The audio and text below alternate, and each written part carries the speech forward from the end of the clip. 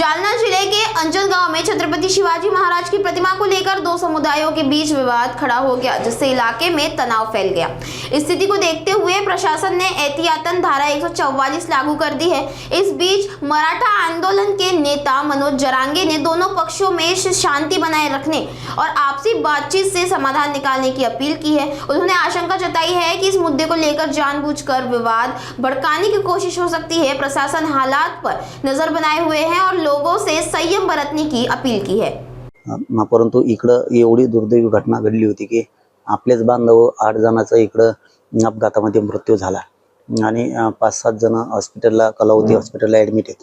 त्यामुळे इकडं दुःखाचं खूप मोठं डोंगर गावावरती कोसळून आम्ही इकडं आलो होतो। मी त्याची संध्याकाळी माहिती घेतो व्यवस्थित। परंतु माझं सगळ्यांना आग्रहाची विनंती आहे, मराठा असो किंवा धनगर असो, तुम्ही शांततेने घ्या। आपण बसून त्याच्यावरती काय विषय त्याच्यावरती तोडगा नक्की काढू। कारण आपण मराठा समाजाने धनगर समाजाने आपल्याला कोणी तोडण्याचा प्रयत्न करतंय का, असं काही डाव असू शकतो का या माध्यमातून, याच्यावर सुद्धा बारकाईने लक्ष ठेवलं पाहिजे।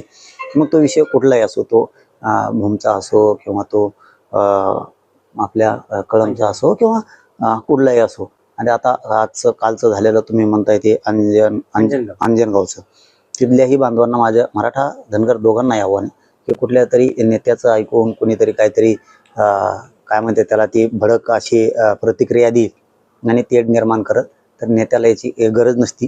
ते हमेशाच इकडं तिकडं पळत असते, बोंबलतच त्याला ती सवयच असते। नासक्यापणाची इकडं जाय तिकडं उलशी खाय इकडं उलशी खाय, त्याला ती सवय असते। धनगर बांधवांनी मराठा बांधवांनी समजून घ्या आणि शांतता ठेवा दोघांनीही।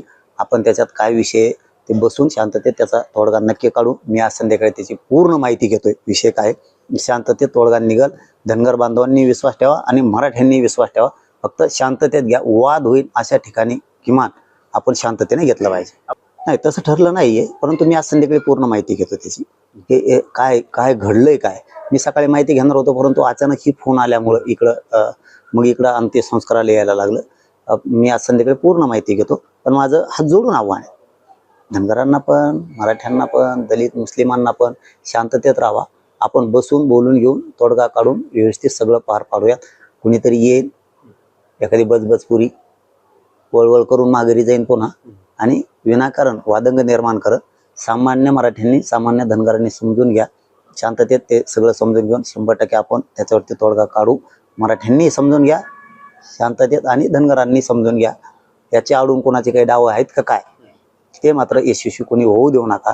आणि असण्याची दाट शक्यता या पुतळ्याच्या माध्यमातून तेढ निर्माण करायचा असाही दाट शक्यता असती।